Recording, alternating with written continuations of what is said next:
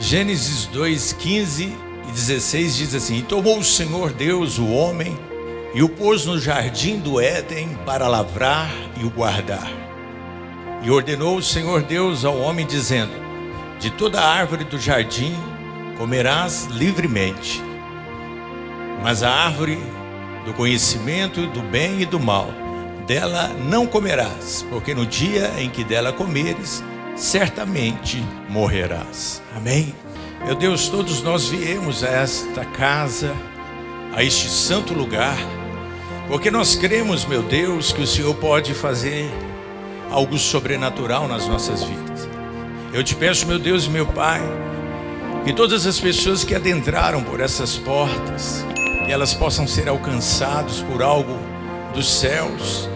Meu Deus e meu Pai, cada um com a sua necessidade, com o seu contexto de vida. Tem pessoas que precisam de alento, tem pessoas que precisam de renovo, tem pessoas que precisam de força, tem pessoas que estão apenas querendo agradecer. E num ambiente como esse, onde há tantas situações diferentes, seria impossível alcançar, agradar a todos, se fosse somente na esfera humana. Mas nós cremos um Deus que é poderoso e que fala com cada um de nós de uma maneira particular. Este é o poder que há na tua palavra. É uma palavra viva, é uma palavra eficaz. Ela consegue penetrar na divisão da alma e do espírito. Ela consegue penetrar aonde as palavras humanas não conseguem. Aonde, meu Deus, todas as ferramentas e artifícios que o mundo oferece para tentar talvez solucionar essas situações, esses problemas que nós acabamos de relacionar. A tua palavra é poderosa porque ela tem poder para suprir a necessidade do ser humano. Então, meu Deus e meu Pai, fala agora com cada um dos teus filhos e não deixe ninguém sair deste lugar do mesmo modo como entrou. Que algo dos céus, que algo divino, que algo sobrenatural possa agora, ó Pai, alcançar e tocar as nossas vidas em nome de Jesus Cristo. Todo impedimento no reino espiritual nós repreendemos e te pedimos, meu Deus, coloca agora um ambiente de alegria, de temor, de receptividade a tua palavra em nome de Jesus. Nós estamos nesses dias ouvindo a respeito, de um conflito que tem lá na Ásia e Europa, na realidade no leste do continente europeu, onde um país, o maior país do mundo, a Rússia, talvez não satisfeito de ter o maior território, está invadindo um outro país menor, próximo. E aí, agora o embate de outras nações, cada um com o seu entendimento, cada um do seu ponto de vista, e uma guerra que está sendo travada. Mas não existe só essa guerra hoje no mundo. Na realidade, existem muitos conflitos, muitas guerras que estão acontecendo. E dentre essas guerras civis, dentro de território, existem algumas, eu consegui relacionar pelo menos 7, mas deve ter mais. Mas guerras semelhantes a essa, onde há uma disputa de território. E talvez seja essa a pior das guerras, ou o motivo, talvez, que possa causar mais morte, mais tragédia. E nós temos então lá próximo da Índia, a Índia e o Paquistão, 2 países que também têm ogivas nucleares. Eles estão disputando um território chamado Caxemira. Então essa briga para determinar quem é que tem a posse, quem é que é o proprietário, se podemos dizer assim, desse território. Então há ali um impasse. Há um tempo atrás, a Argentina resolveu reivindicar as Ilhas Malvinas, que é aqui no sul do Atlântico, porque é uma proximidade, realmente, em algum tempo pertenceu à Argentina. mas agora pertence ao Reino Unido, à Inglaterra. Então houve uma guerra para tomar posse desse território. Também nós temos, até hoje, um conflito lá em Israel, justamente por um território ali entre os palestinos e os israelenses. Os judeus estão ali disputando aquela região e cada um com o seu discurso, dizendo ser aquele que realmente tem a posse desse território. E para dominar os territórios, várias estratégias são usadas. Existe o confronto armado, como é esse que nós estamos vendo hoje, assistindo pela televisão, onde um país invade o outro e quer ali de alguma forma anexar territórios, quer derrubar o governo e dessa forma então dizer que ele é o dono daquele território. Existem outras estratégias, e é o que nós estamos vendo hoje, que são os boicotes econômicos, os embargos, uma maneira também de forçar a rendição de determinado país. Então é colocado ali, por exemplo, em Cuba, alguns embargos, foi colocado na Venezuela, foi colocado no Irã. É uma modalidade nova, que talvez até não traga morte de pessoas, mas traz sofrimento para as nações, porque começa a haver problemas internos dentro do país, como desemprego, inflação, uma maneira de fazer com que o povo se revolte contra o governo. Então são as estratégias de guerra para poder, de alguma forma, dominar algum território. Um tempo atrás, nós vimos o Iraque invadindo o Kuwait, né? Eu lembro dessa guerra. E Saddam Hussein dizendo ser aquele que tinha direito sobre aquela região. Então, alguns países se levantaram para impedir esse avanço.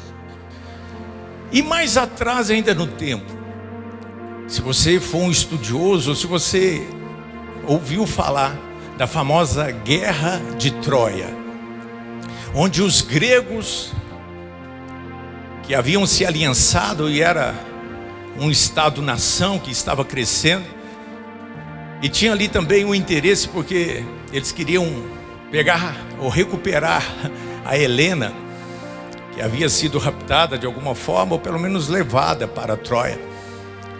E você pode buscar isso aí pelas histórias. Mas essa guerra foi interessante, porque a cidade de Troia era fortemente armada e tinha uma muralha que a tornava invencível. Mas os gregos usaram nessa guerra, melhor dizendo, uma estratégia muito interessante. Eles sinalizaram que haviam desistido, ido embora.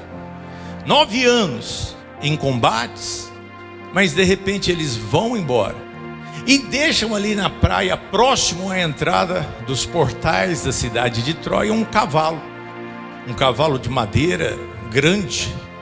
Mas na realidade, dentro do cavalo, aquele cavalo era oco e estava cheio de soldados. Os troianos, entendendo que aquilo era um presente dos gregos ou um sinal de rendição, levam aquele cavalo para dentro da cidade de Troia. Passa pelas portas, entra dentro das muralhas fortes e ficam ali comemorando a noite toda, festejando até diante daquele objeto, aquela estátua.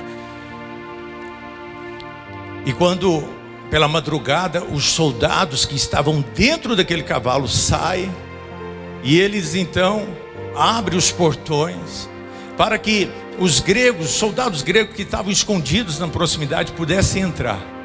E dessa forma a cidade de Troia foi tomada, foi possuída através de uma estratégia nunca utilizada. E aí nasceu então a famosa frase dizendo presente de grego. É quando você recebe um presente que ao invés de te trazer felicidade, ele te traz destruição, derrota, porque é uma bomba relógio, é algo que te traz um prejuízo. Porque aquele presente dado pelos gregos, na realidade, era uma estratégia para destruir a vida dos troianos. Quem está entendendo, diga amém. Agora, isso tudo para ilustrar que Deus também, Ele constrói uma terra, e dentro dessa terra um paraíso, e Ele também coloca neste lugar, como nós lemos no texto, o ser humano para reinar, para dominar. O texto que nós lemos anteriormente diz que Deus colocou o homem para lavrar a terra.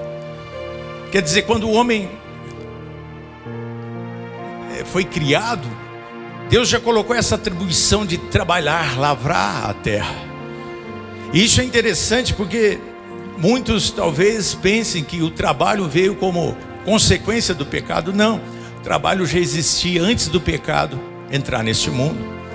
Nós nascemos com essa característica de fazer algo.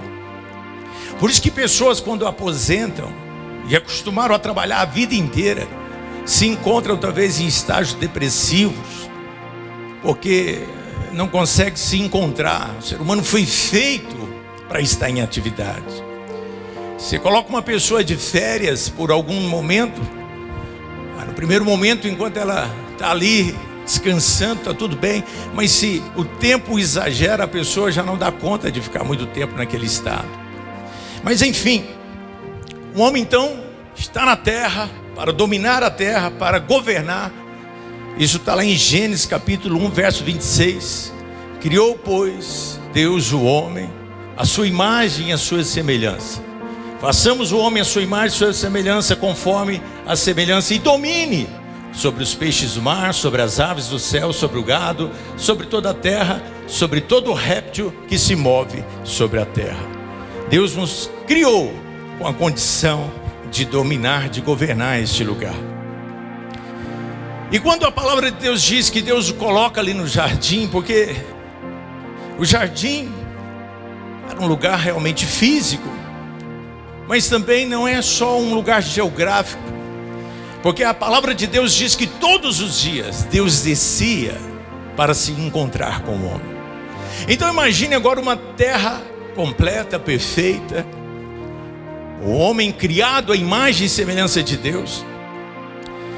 E como nós fomos feitos a partir de Deus, aí quando Deus desce e se encontra com o homem diariamente, o homem então está completo. Mas um invasor entra nessa terra. Um invasor entra nesse jardim. E ele não veio com armas de guerra para dominar essa terra. Ele veio de uma forma sagaz. Na realidade, esse opositor que nós o conhecemos como Satanás, a palavra Satanás significa adversário. Ele tem que entrar de uma forma legal, como todo ser humano tem que entrar, ou qualquer vida tem que entrar.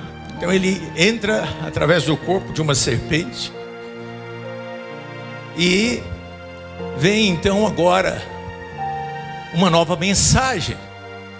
A Bíblia diz que através deste animal, uma mensagem chega até o ouvido da mulher, Eva. E a proposta era o seguinte: olha, Deus não quis dizer isso, porque foi oferecido o fruto que Deus havia delimitado e dizendo: olha, vocês podem comer de todas as árvores, mas de menos da árvore do conhecimento do bem e do mal, porque do dia que dela comer, vocês abrirão seus olhos e certamente morrerão. Deus antevendo, Deus conhecendo o futuro, Deus como um criador de todas as coisas e sabedor das nossas necessidades e da nossa estrutura, Deus adverte. E muitas vezes nós vemos a direção de Deus para a nossa vida como algo nocivo, como algo ruim, como se Deus estivesse incomodado com a nossa felicidade. E Deus não quer que a gente não deixe de fazer isso ou aquilo, porque Deus quer simplesmente mandar na nossa vida. Mas quando Deus nos orienta, é porque Ele sabe o que é melhor para a nossa vida. A palavra de Deus diz em Salmo 1,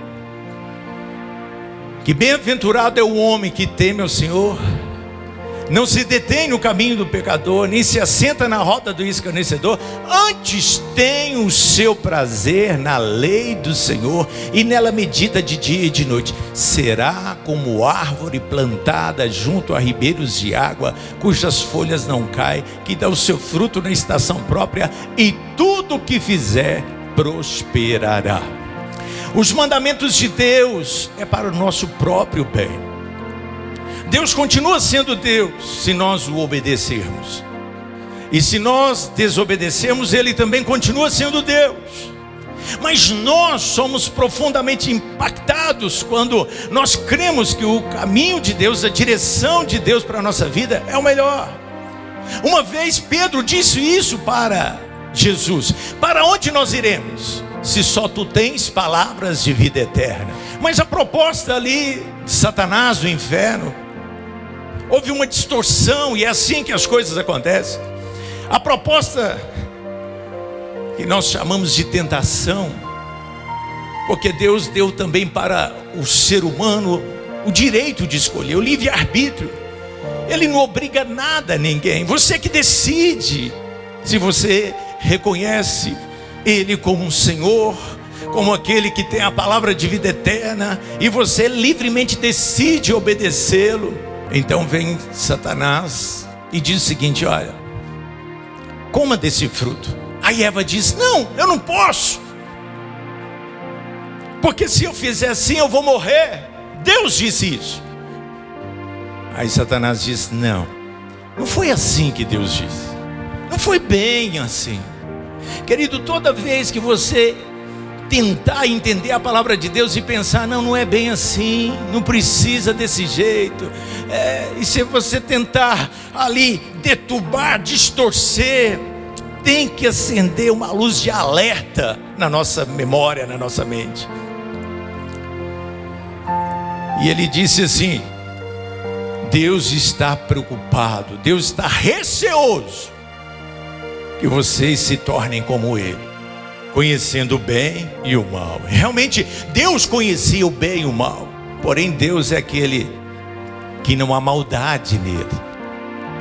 Mas o ser humano, se conhecesse a maldade, poderia pender pela maldade. Então há uma distorção dizendo: Deus está receoso porque vocês vão se parecer com Ele.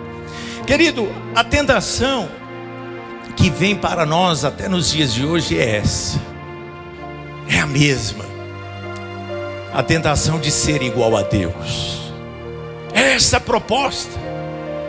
Ser igual a Deus significa que não tem ninguém acima de mim. Como é ser Deus? Deus não tem princípio, não tem fim. Deus não se submete a ninguém, porque Ele é o Deus criador de todas as coisas. Então ser igual a Deus significa: não tenho que prestar conta, não tenho que obedecer nenhuma lei, eu crio, eu faço o que quiser da minha vida. E talvez fosse isso que chamou a atenção. Diariamente somos tentados a isso. E naquele dia, querido, Eva é seduzida e acaba achando interessante essa proposta e desobedece a direção de Deus. Leva para Adão, Adão também faz da mesma forma. E a coisa interessante é que esse ato de desobediência, que a Bíblia chama de pecado, pecado é errar o alvo. A palavra no grego, pecado é errar o alvo, porque nós fomos criados para viver na comunhão com Deus. Mas quando nós pecamos, quando nós não ouvimos a direção de Deus, aí nós distanciamos de Deus. A Bíblia chama isso, dessa separação, de morte espiritual. Isaías 59:2 diz: os vossos pecados fazem separação, ou as vossas iniquidades fazem separação entre vós e o vosso Deus, e os vossos pecados encobrem o seu rosto, para que Deus não ouça. Agora imagina um ser humano que foi criado a partir da essência de Deus, agora estava separado de Deus, estava solitário nessa terra, estava agora vivendo em rebeldia com Deus, estava em morte espiritual. Agora então vem uma consequência, porque a estratégia de Satanás foi colocar um cavalo de Troia ali dentro do jardim. Colocou um vírus ali dentro, chamado pecado. E o pecado então traz consequência na vida da existência da raça humana. E aí, a Bíblia diz em Gênesis capítulo 3, verso 22 a 24, que existia outra árvore chamada árvore da vida. E Deus então, Ele não permite que o homem continue nesse jardim. Diz o texto: então disse o Senhor, eis que o homem é como um de nós. Realmente se tornou agora como a Trindade, o Pai, o Filho e o Espírito Santo. Por isso que Deus diz nós, sabendo o bem e o mal. Ora, para que não estenda sua mão e tome também da árvore da vida e coma e viva eternamente separado, distante. O Senhor Deus o lançou fora do jardim para lavrar a terra de que fora tomado. A terra foi tomada da mão do ser humano. Quem entendeu, diga amém. E aí nós não temos controle. Agora o pecado é que domina muitas pessoas. Agora essa rebeldia, agora essa maldade. O ser humano então perde esse domínio, esse lugar de encontro, essa conectividade com os céus. É ali, neste momento, é que havia a paz plena, ali havia a alegria plena. Fora disso, o ser humano procura maneiras para poder encontrar tudo isso. E alguns se iludem achando que as coisas vão proporcionar, mas todas as coisas são passageiras. E eu quero que você entenda que Deus só fez isso porque havia um reino lá nos céus. E esse reino, Deus é o Rei absoluto. E quando Deus cria o ser humano, Deus não cria o ser humano para viver no céu, mas cria para viver aqui na terra. E Ele então cria o território para o ser humano viver. Porque um príncipe ou um filho de um rei, ele não pode reinar na terra onde há o seu pai reinando, onde o rei ainda está vivo. E Deus jamais morrerá. Então Deus cria a terra para que os homens pudessem reinar, viver. E agora então, esse rei descia a esse território, que é a terra, e comungava, tinha comunhão com o ser humano que reinava neste lugar. Por isso que em Salmo 115, 16 diz que os céus são os céus do Senhor, mas a terra a deu aos filhos dos homens. Amém?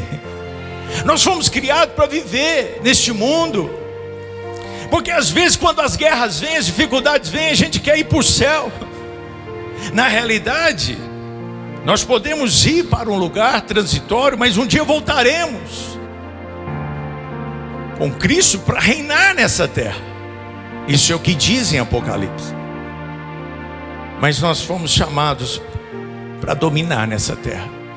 É por isso que a gente prega essa paz, essa alegria. Aliás, a mensagem de Jesus era essa.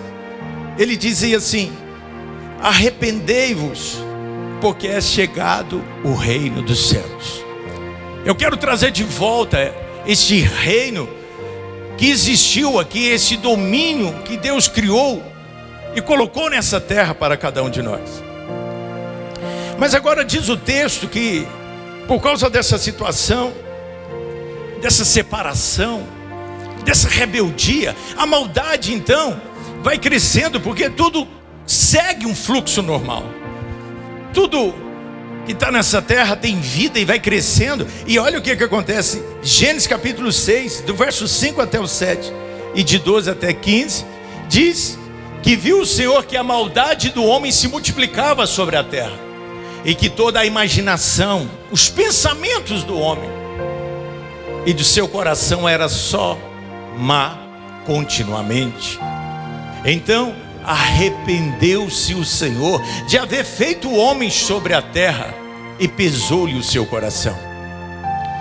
Foi uma maneira que o escritor de Gênesis encontrou para dizer a amargura de Deus ao olhar a criatura, o ser humano feito à sua imagem e semelhança, totalmente dominado pela maldade. E disse o Senhor: vou destruir o homem que criei sobre a face da terra, desde o animal até o réptil, a ave dos céus, porque me arrependo de os haver feito.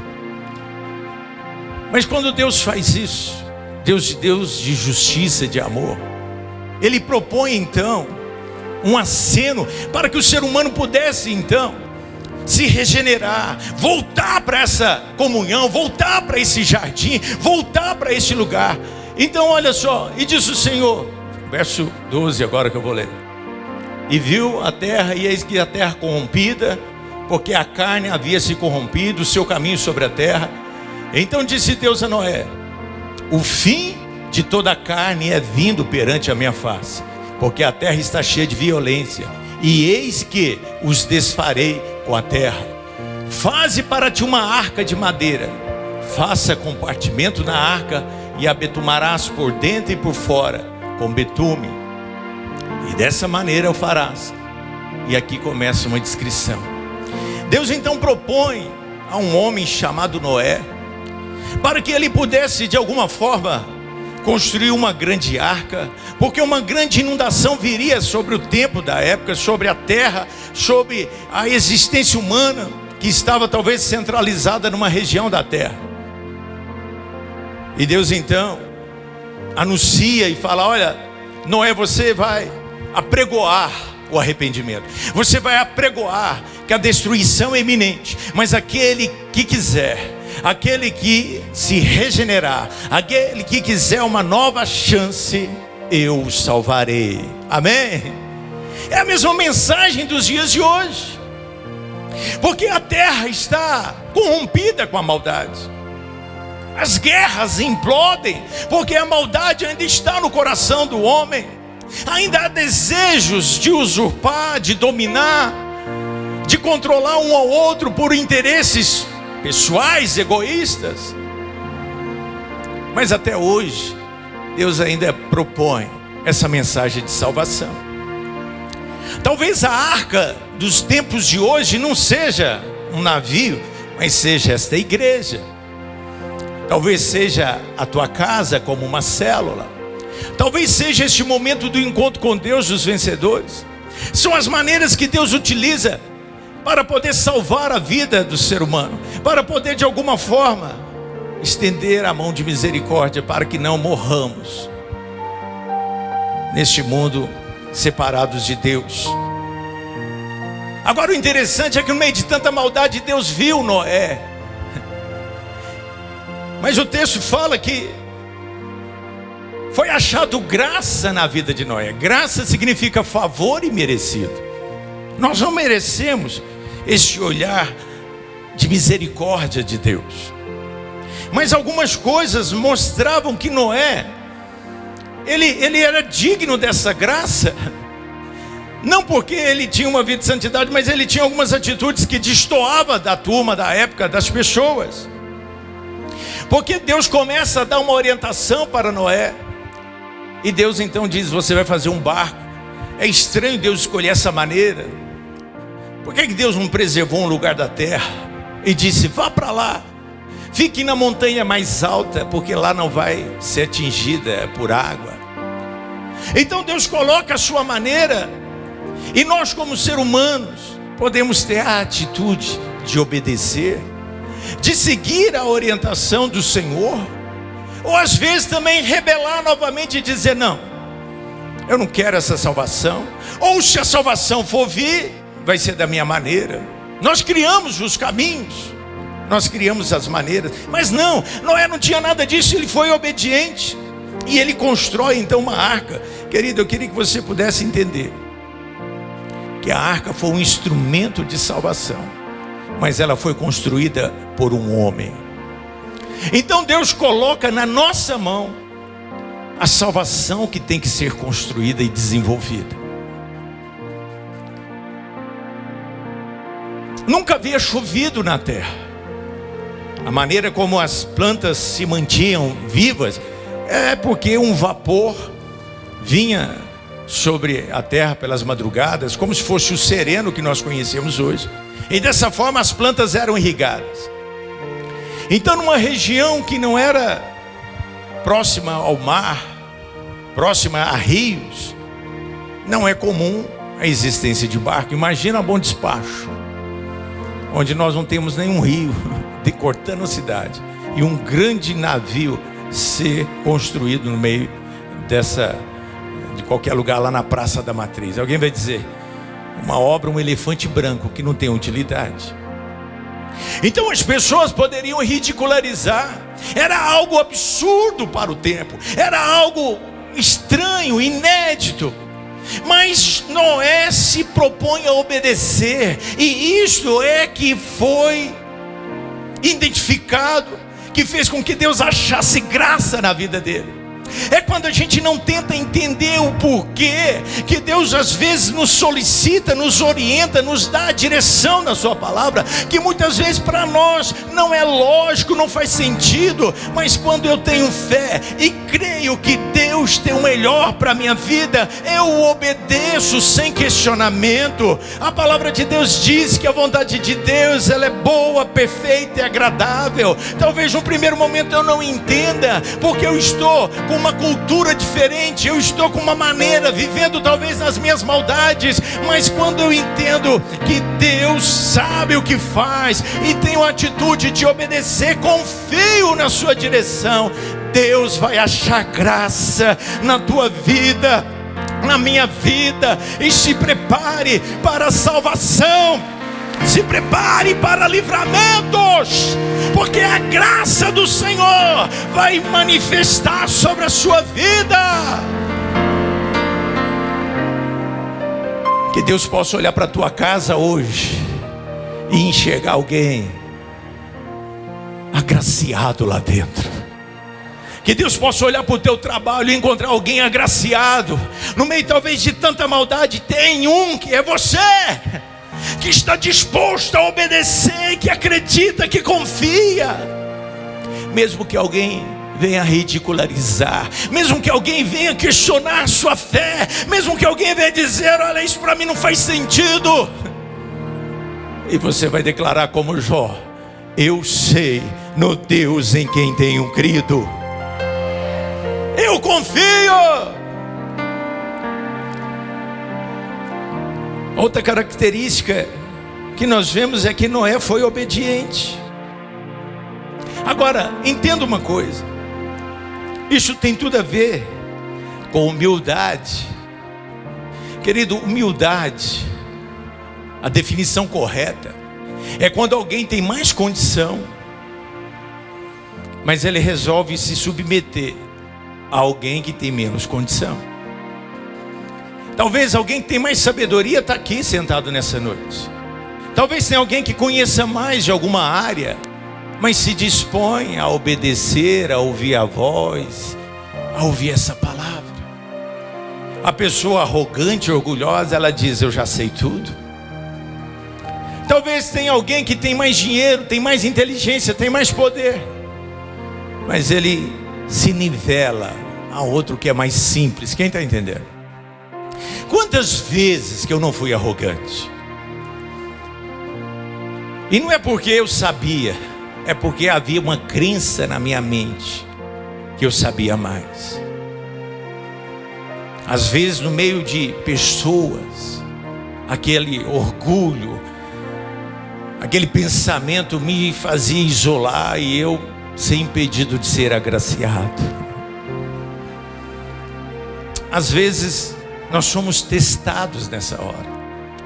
Por isso que a palavra de Deus diz que Deus resiste ao soberbo, mas Ele dá graça aos humildes. Muitas vezes você sabe que pode, mas você espera a hora certa para fazer. Humildade é quando você coloca tudo que você tem sob o controle, seu ou de alguém. Quem está entendendo? Mateus capítulo 5, verso 5 diz que esta é a condição para que você recupere o domínio nessa terra. Quantas as bênçãos, quantos milagres não estão talvez no ensinamento de alguém, mas você não tem a humildade para receber. Quantas bênçãos não estão talvez numa palavra, mas não há humildade para ser receptivo no coração. Diz o texto: felizes os humildes, pois herdarão a terra. A humildade te faz recuperar o que você perdeu. A humildade faz você recuperar a honra que você talvez perdeu em algum momento da tua vida. A humildade faz você se submeter à direção de Deus. É quando você entende: meu Deus, eu não sei, até então eu levei a minha vida da minha maneira, do meu jeito, mas agora eu reconheço que Tu és o Senhor. Esta é a condição para você herdar a terra. Essa é a condição para você dominar aquilo que você perdeu. Aliás, Jesus, Ele anunciava isso. Ele dizia: arrependei-vos, porque é chegado novamente o reino dos céus. Esse reino vai vir de novo sobre a terra. Essa conectividade, essa comunhão, este domínio, essa influência do poder de Deus, do controle de Deus sobre a tua vida, onde de novo você vai ficar reconectado como era lá no original, na criação de todas as coisas. É possível. Essa era a mensagem, está lá em Mateus capítulo 3, verso 2. O texto diz: arrependam-se, pois o reino dos céus está próximo. Arrepender, querido, significa, a palavra grega para isso é metanoia, que é a mesma derivação da palavra metamorfose, que significa mudança. Mudança, noia, mente, meta, transformação. Mudança, transformação do pensamento. Arrepender significa você mudar a tua maneira de enxergar a vida, a tua maneira de entender, de compreender, de viver, de achar que é certo. E aí você se torna uma pessoa humilde. Se você se arrepende, você consegue viver este reino dos céus, dominando sobre o reino da terra, influenciando a tua vida. Amém? E nesse viés, Noé então constrói a arca, que era um lugar para promover a salvação. E as atitudes dele, a primeira foi ter fé. Como eu disse, nunca havia chovido, mas ele acreditou na palavra de Deus. Eu queria que você pudesse acreditar que Deus vai fazer coisas novas na tua vida, mesmo que você não tenha experimentado, mesmo que para você não faça sentido. Você tem fé, você crê nas promessas do Senhor, você acredita na palavra de Deus, e a palavra de Deus diz que o justo, ele viverá pela fé. É assim que a gente vive, mantendo estes céus, essa terra conquistada e conectada com os céus. Noé também experimentou provisão, porque construiu uma embarcação. Naquele tempo, algo gigantesco. Ele não era dono de uma madeireira, ele não tinha empregados que cortavam com os motosserras as madeiras, mas de alguma forma a provisão foi chegando, as coisas foram acontecendo, até a capacidade dele, porque ele era um agricultor. E às vezes nós somos desafiados a enfrentar situações que nós não temos as condições, não temos os recursos, não temos a capacitação, mas eu creio num Deus que achou graça na nossa vida, e Ele vai proporcionar as habilidades. Quando você começa a caminhar em fé, as coisas vão acontecendo, de acordo com cada passo, o mar vai se abrindo, e as provisões vão chegando, as ideias vão vindo, a criatividade vai surgindo, e o milagre de Deus vai sendo operado na tua vida. Eu creio, e é assim que acontece, e as conquistas começam a vir. ouvi também perseverança, porque muitas vezes nós desistimos no primeiro embate. Foram 120 anos de construção. E uma arca que durou ali durante 6 meses, o tempo da inundação. Mas ele perseverou. A Bíblia não diz, mas você não pensa comigo que não pode ter existido dias que Noé talvez olhou para aquela arca e olhava para o céu, nenhuma nuvem sequer, e ele talvez não se questionava dizendo: será que eu estou louco? Será que vai dar certo? Será que vai funcionar? Mas ele perseverou, porque atitudes de fé requerem confiança plena. É você declarar: aquele que começou a boa obra na minha vida é fiel para completar. Eu não entendo, às vezes até não concordo, mas eu sou humilde, eu submeto a minha vontade à vontade dele. Eu sigo, eu me predisponho a seguir a tua direção e vou até o fim.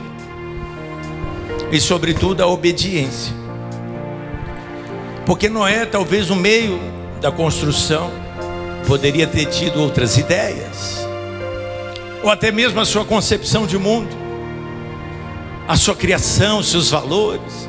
E nós nascemos em culturas diferentes, a gente tem o nosso jeito de pensar, a nossa maneira. Eu costumei viver a minha vida desse jeito, mas agora eu quero viver a cultura do reino de Deus na minha vida. Eu quero ter a minha mente sendo transformada. Eu quero agora que os meus valores recebam um novo significado, e uma nova hierarquia de valores surge dentro do meu coração. Eu me arrependo, eu mudo a minha maneira de pensar, para que eu possa viver nessa terra sob a influência do reino de Deus, onde há um reino reinando nos céus, mas há um rei reinando nessa terra, que sou eu e você, dominando sobre tudo aquilo que tenta nos tirar da presença de Deus, sobre todo invasor que tenta nos matar, nos arrancar da presença do Senhor. Mas eu digo que aqui não, nessa terra há um rei, há um Senhor. Eu domino e eu coloco para fora aquele que tenta invadir, aquele que tenta arrancar esse jardim, a presença de Deus de dentro do meu coração. Querido, Noé foi seguindo de maneira rigorosa os detalhes. E Deus foi preciso, diz o texto, que as medidas da arca, volta lá no Gênesis 3, ou Gênesis 6, a medida da arca estava ali, os compartimentos, até a maneira que ia colocar betume por dentro e por fora. Deus é preciso, porque Deus sabe de todas as coisas. Deus sabe o que você precisa, Deus sabe da tua estrutura, Deus sabe lá na frente o que é importante para você. E Noé então foi seguindo passo a passo as medidas, a orientação. E esta tem que ser a nossa atitude. Isso é uma atitude de humildade. Eu posso ter a minha maneira, eu posso até achar que sei mais, mas eu me submeto. Queridos, Hebreus capítulo 11, verso 7 diz que Noé apregoou a salvação naqueles dias.